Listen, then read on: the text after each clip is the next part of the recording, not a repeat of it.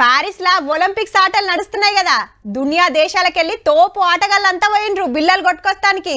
మన ఇండియాకెళ్ళి 117 మంది ఆటగాళ్ళు పోటీ పడుతున్నారు.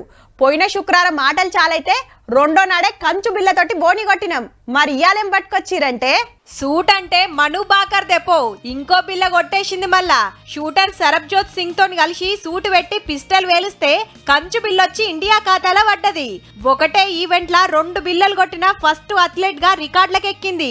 హీగేముంది, ఇటు అక్కోళ్ళింట్లా అటు అన్నోళ్ళింట్లా సంబురాలే సంబురాలు. దేశం మిమ్మల్ని చూసి గర్విస్తుందని ప్రధాని మోడీ సారు, రాష్ట్రపతి ముర్ము మేడం పిట్టగుట్ల రాసుకొచ్చిండ్రు.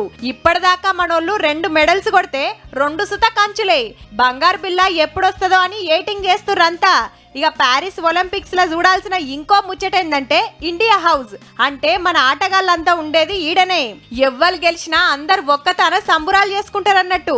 గా ఇంటిని చూడురని international Olympics committee member Nita Ambani madam పిట్టగూట్ల కిడిచింది.